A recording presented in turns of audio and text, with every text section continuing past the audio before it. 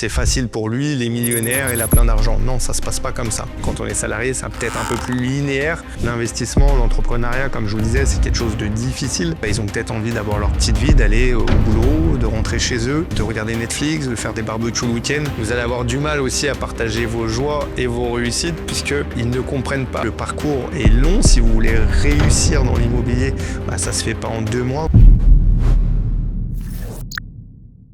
Salut les investisseurs, j'espère que vous êtes en forme et que vous allez bien. Nous allons voir dans cette nouvelle vidéo comment être épanoui en tant qu'investisseur, comment être heureux lorsqu'on investit dans l'immobilier ou dans l'entrepreneuriat. Quels sont les sujets, les causes qui pourraient remettre en cause votre bonheur dans l'investissement ou dans l'entrepreneuriat? On va le voir, ça demande beaucoup de temps d'être entrepreneur, ça demande beaucoup de temps et beaucoup d'efforts d'être investisseur. Il y a parfois des risques, donc des risques qui doivent être mesurés, mais ils sont quand même là. Donc comment être épanoui dans son rôle d'investisseur? Tout d'abord, vous devez aimer ce que vous faites. Vous pouvez pas investir dans l'immobilier juste pour l'argent, c'est pas possible. Si vous faites ça juste pour l'argent, vous allez voir que ça ne va pas marcher, ça ne va pas coller. Vous devez avoir une motivation autre que le plan financier. Le plan financier, c'est bien, surtout au début, quand on se lance, on le fait tous un peu pour l'argent. On va tous investir dans l'immobilier, on va faire de l'entrepreneuriat. Pour gagner des sous, c'est normal, mais après, il doit y avoir autre chose derrière. Donc, au bout d'un moment, quand vous avancez dans votre parcours, vous allez voir que ce qui va vous motiver au bout d'un moment, ça va vraiment plus être ça. Ce qui va vous motiver, ça va être le parcours, ça va être le projet en lui-même. Donc, vous devez prendre du plaisir dans ce que vous faites. Souvent, on dit qu'on doit prendre du plaisir dans le voyage et ce n'est pas la destination qui nous motive. C'est pareil dans l'immobilier, ce qui va vous motiver à la fin, c'est plus uniquement l'argent, ça va être vraiment ce que vous allez faire, les étapes, et c'est le projet qui va vous plaire. Donc c'est la recherche de biens, peut-être que ça va être la recherche de financement, la gestion des travaux, le côté humain avec les locataires, mais vous devez prendre goût en tout cas dans cette expérience, dans ce que vous faites. Sinon, vous allez voir que vous allez vite vous retrouver bloqué. Pourquoi? Parce que l'immobilier, il y a plein de problèmes dans l'IMO, c'est pas aussi simple qu'on pourrait le croire. Vous allez avoir des embûches. Souvent, les gens font les raccourcir. Lui, il a de l'immobilier, c'est facile pour lui, il est millionnaire, il a plein d'argent. Non, ça se passe pas comme ça. L'immobilier, ça demande du temps, ça demande de l'énergie, ça demande des efforts, surtout au début, quand vous allez vous lancer dans l'investissement. Vous avez des choses à mettre en place, vous avez un réseau à vous créer. Et si vous faites pas ça, malheureusement, vous n'allez pas aimer l'expérience. L'expérience va être mauvaise. Et d'ailleurs, il y a beaucoup de gens qui se lancent et qui après arrêtent. Pourquoi? Parce qu'ils ne sont pas conscients de tout l'effort qu'ils vont devoir mettre en place tout au long du parcours. Vous avez vraiment de l'énergie à donner. Vous avez au début quelque chose à vous créer. Vous allez devoir apprendre. Vous allez devoir rencontrer du monde. Et si vous ne faites pas cet effort, malheureusement, vous verrez que votre expérience va s'arrêter très rapidement. Donc la première chose déjà, c'est vraiment aimer et prendre du plaisir dans ce que vous faites, que ce soit dans l'investissement immobilier ou dans l'entrepreneuriat de façon générale. Pour moi, quand vous vous lancez dans l'immobilier, que vous multipliez les acquisitions, au bout d'un moment, vous devenez un entrepreneur de l'immobilier. Donc vous allez devoir prendre du plaisir dans ce que vous faites. Ça va devenir un métier. Si aujourd'hui vous gagnez de l'argent, vous avez une rémunération en tant que salarié, pourquoi vous avez cette rémunération? Tout simplement parce que vous exercez une activité que vous maîtrisez et du coup vous avez un salaire en contrepartie. Et dans l'immobilier, c'est la même chose. Si vous voulez avoir un salaire, si vous voulez avoir un revenu en contrepartie de l'immobilier, c'est parce que vous allez devenir un professionnel. Plus vous allez maîtriser votre sujet et plus vous allez réussir à avancer et plus vous allez prendre du plaisir dans ce que vous faites. Ça, c'est le premier point pour moi, c'est l'élément le plus important, prendre du plaisir. Et après, en tant qu'investisseur, en tant qu'entrepreneur, comme je vous disais, ça prend du temps. Donc, il va falloir trouver un équilibre. Un équilibre peut-être avec votre vie de famille, si vous avez des enfants, un équilibre avec votre époux ou votre épouse.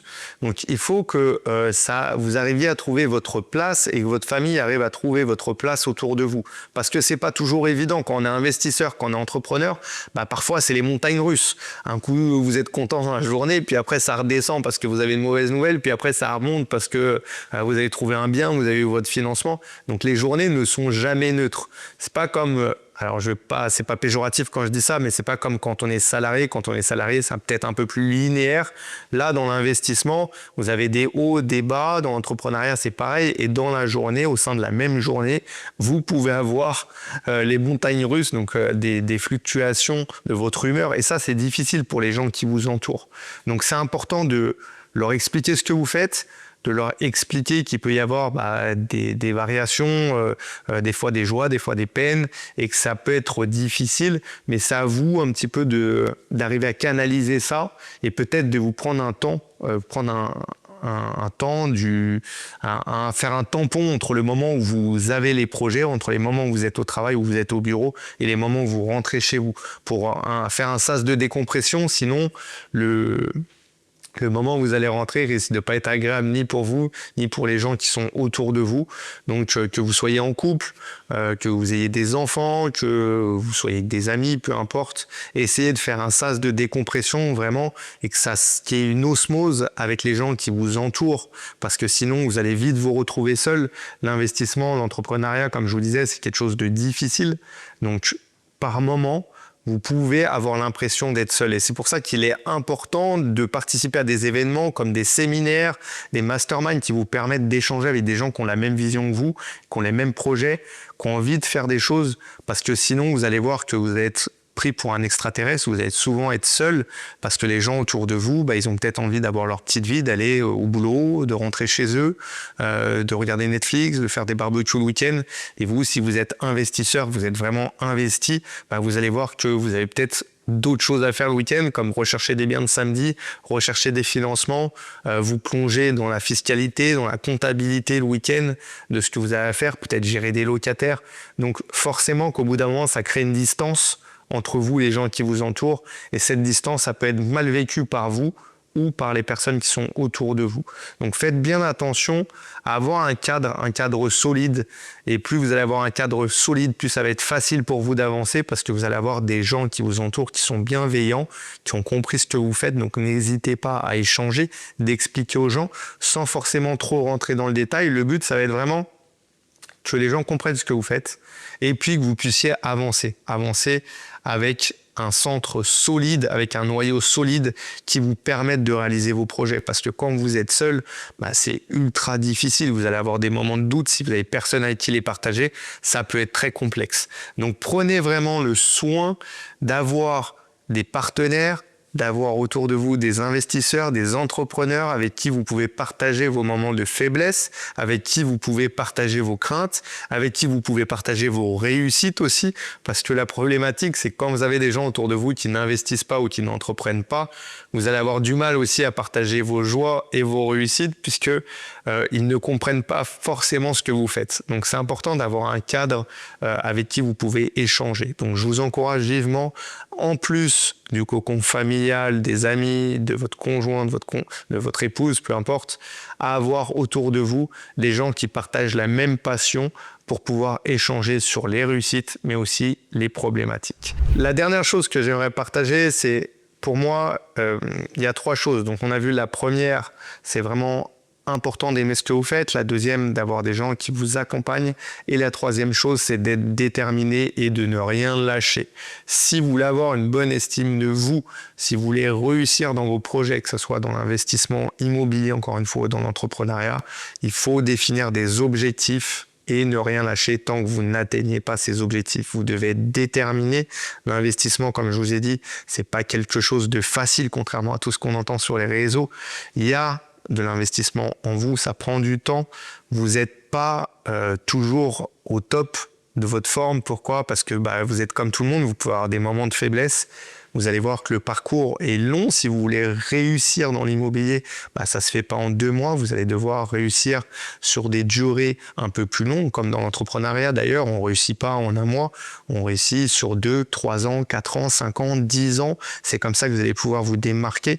Donc, pour que ce soit une réussite, il faut vraiment être fort. Il faut être fort dans la tête. Je compare souvent l'entrepreneuriat et l'investissement immo à un sportif de haut niveau. C'est pareil. Vous devez avoir une gymnastique mentale, donc un effort que vous allez faire, des choses que vous mettez en place.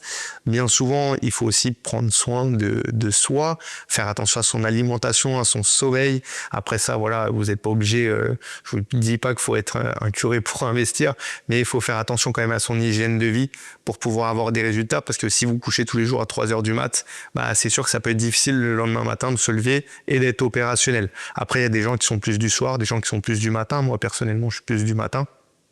Donc, à vous de voir ce qui fonctionne pour vous, de mettre des choses en place. Et surtout, même quand vous avez des moments où c'est plus difficile, bah, il faut vous accrocher. Et c'est pour ça que c'est important d'avoir un pourquoi fort. Parce que c'est le pourquoi, c'est votre détermination qui va faire que vous allez réussir tout au long de votre parcours. Si vous abandonnez dès qu'il y a des étapes difficiles, bah malheureusement, le jour où vous abandonnez, la partie se termine et là, c'est game over.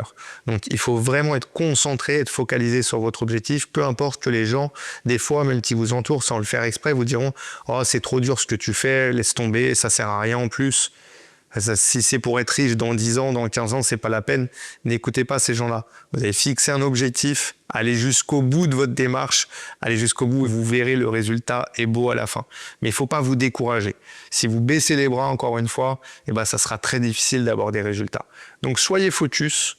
Ne lâchez pas des yeux votre objectif, fixez-vous des étapes dans votre projet et vous verrez que petit à petit, vous arriverez à votre objectif. Mais pour ça, il faut être bien entouré et il faut prendre du plaisir dans ce que vous faites. Dites-moi en commentaire, n'hésitez pas à me dire en commentaire de cette vidéo juste en dessous, si vous appréciez la démarche de l'investissement, quelle est l'étape qui vous plaît le plus? Est-ce que c'est la recherche de biens, la recherche de financement, la fiscalité, la gestion des travaux, la gestion des locataires? C'est important de savoir aussi votre pourquoi, donc n'hésitez pas à mettre pourquoi vous faites ça, pourquoi vous investissez. J'espère que cette vidéo vous a plu. Si c'est le cas, n'hésitez pas à vous abonner et à liker la vidéo. Et je vous dis à très vite pour une nouvelle vidéo.